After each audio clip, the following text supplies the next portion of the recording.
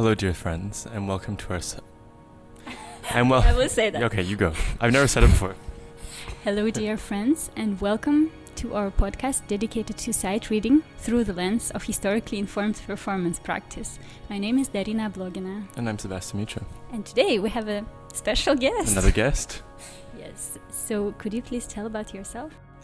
So hi, I'm Alexis Kossenko. So I'm French flute player, as my name doesn't really show.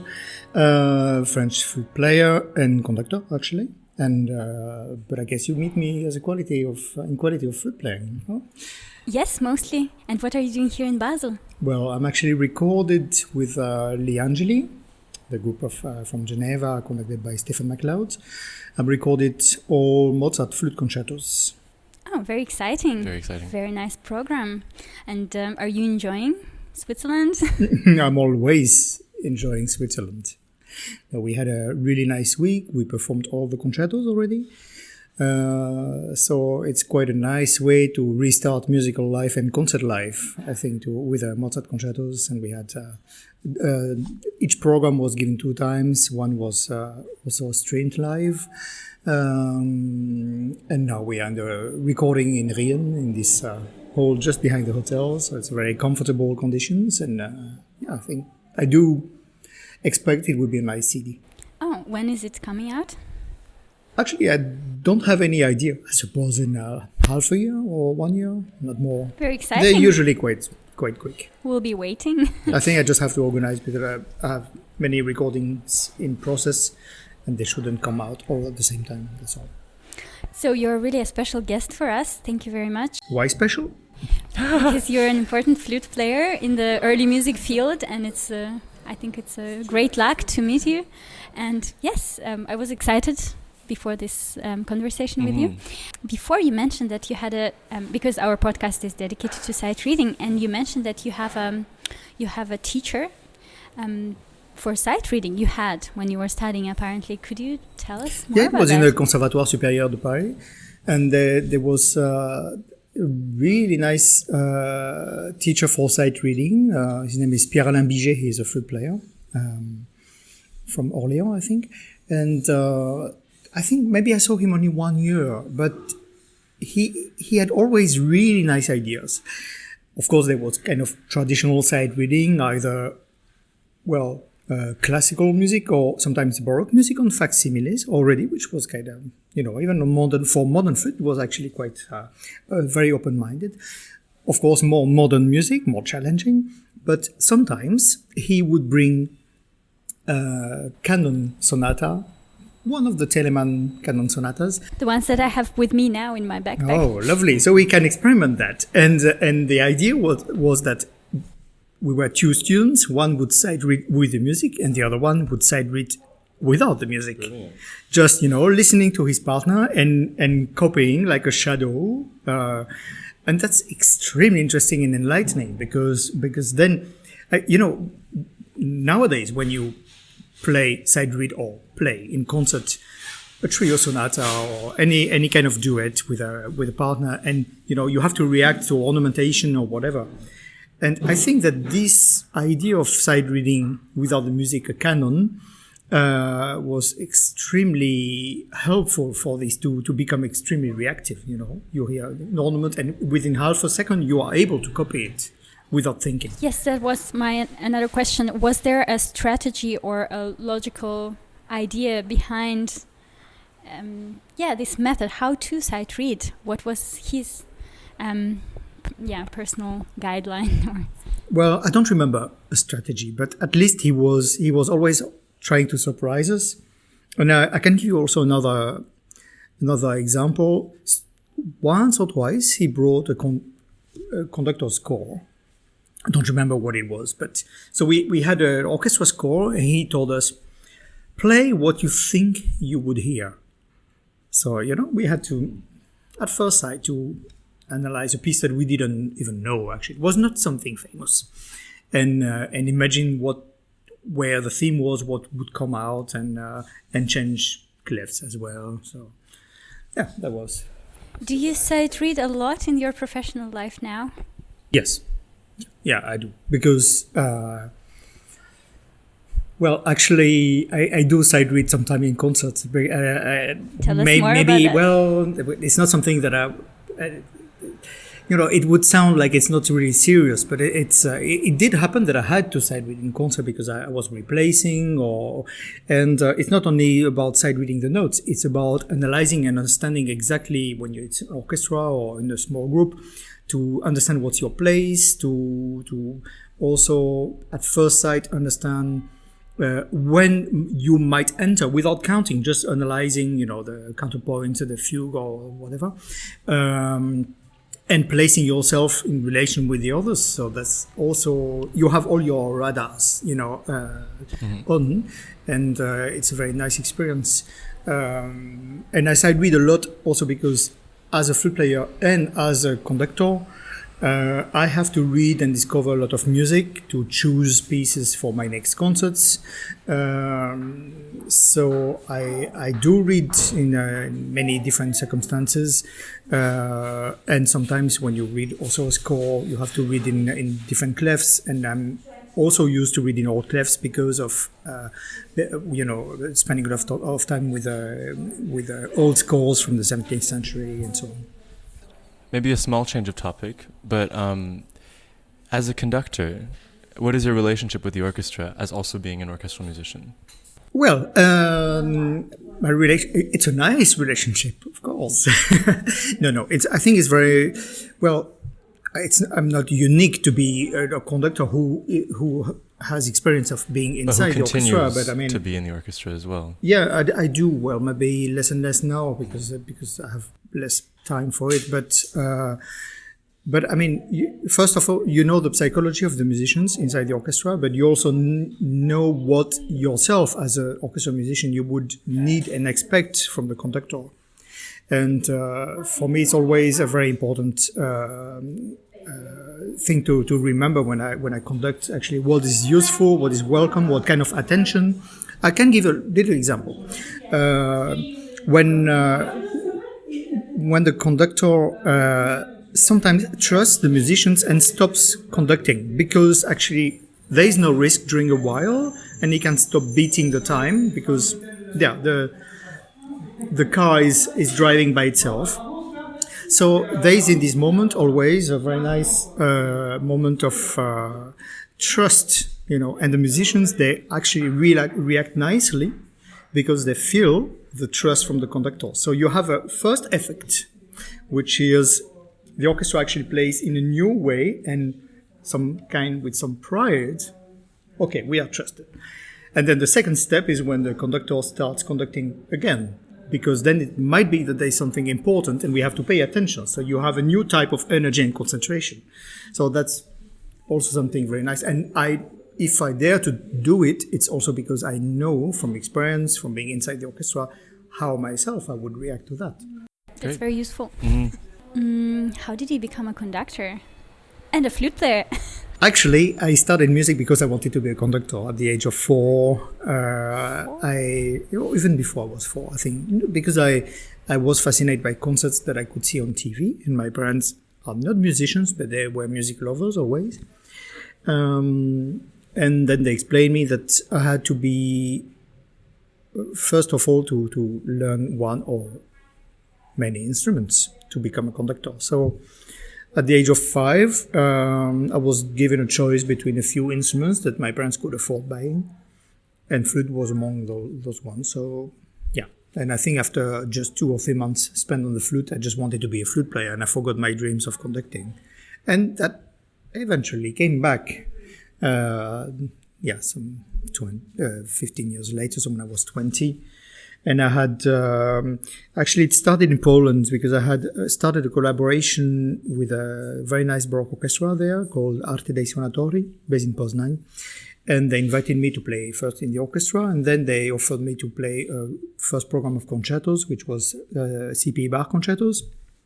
And actually I spontaneously conducted the tutti during the rehearsals because there was no conductor, just was led by the first violin, who was with somebody extremely competent, but also who has no ego. And he was, rather than stopping the orchestra and saying what I wanted, it was easier to show it with my hands. And because maybe I'm Southern, so I speak with my hands, and the musicians actually found that convincing and asked me to do it also in the concert, because they found it inspiring enough. And actually, they became my conducting teachers. So little after little, I was conducting things without flute, concerti grossi, other things, and then opera excerpts, arias, and then scenes and oratorios, and little after little it came. And then I started also joining in repertoire, my experience as a flute player and as a conductor, because I never stopped playing late romantic or modern music. And well, as a conductor, for me, it's very natural also to have the same kind of repertoire. So I might conduct Brahms as well as Bach, even if I'm nowadays maybe a little bit more known for Rameau or Baroque music, but it's not the only thing I do. And did it feel very natural to start conducting, or was there a little bit of anxiety surrounding it? No, it started because it came naturally without really thinking that I wanted to do it. I did not have I forgot about my dream to become a conductor, and truly, it didn't come at all out of ambition or that I wanted to say something. I wanted to say something musically, and also I'm very concerned when I play a concerto, for example, by what happens in the tutti. For me, it's even more interesting than actually concentrating only on my solos. So the organization of the orchestra is something which is very important for me. So I wanted to put my hands into it. And my question is, how can you manage to play all the flutes? Because you play modern flute, romantic, Baroque, Renaissance, everything. It's fascinating. Well, you can do a little bit of everything. You can do it not so well. You can do it well. I think it doesn't have to do so much with skills, but with will, with time that you spend with it. And I actually really would relate it to speaking different languages. I'm convinced somehow that it activates similar zones of the brain. And I have a little daughter, she's 8 years old, and she speaks 3 languages, and she's totally bilingual, French and Bulgarian, and she speaks Italian now. And I think that it is very possible to speak different types of flutes, actually, I did it from a young age. I started recorder, so modern flute when I was 5, recorder when I was 14, and Baroque flute when I was 15, and then the classical flutes. And I always mixed them up. I never stopped to play one or the other during a few years in order to be used to speak one or the other language and change, very, very easily.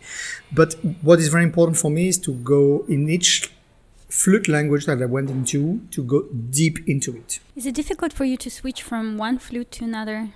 Well, I guess that now I have some type of flexibility and a quick adaptation. You don't play in the same concert different flutes? Oh, I do.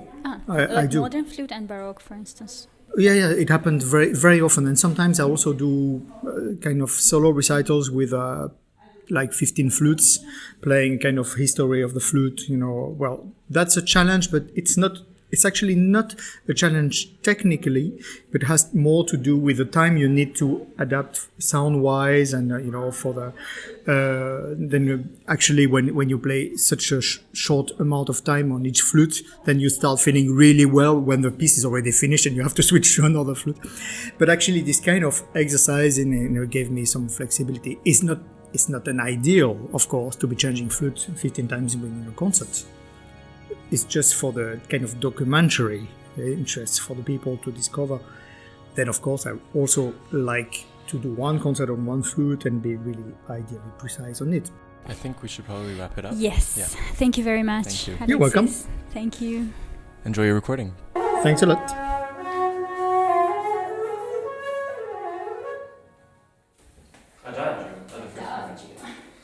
First step of sight reading, D major on the traverse. Yes.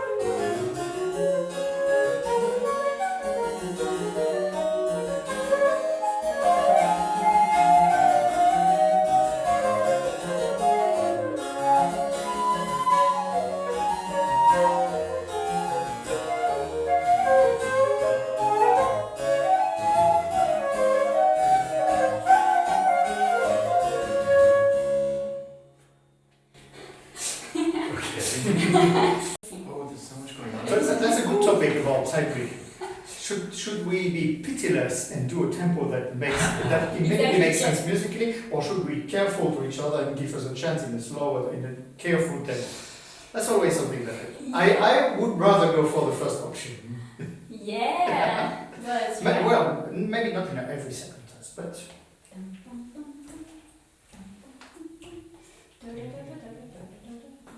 Allegro means joyful. Yes, good.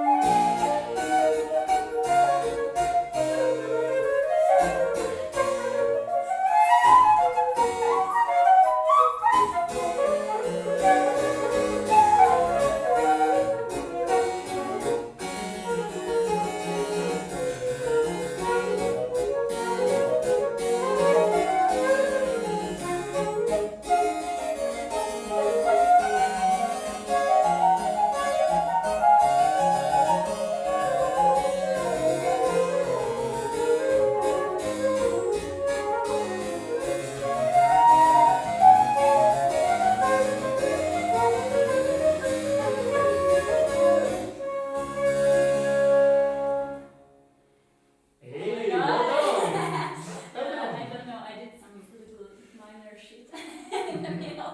But yeah. Yeah. Minor what? Minor what? Minor, like something. Not So actually, minor shift. what would be a good tempo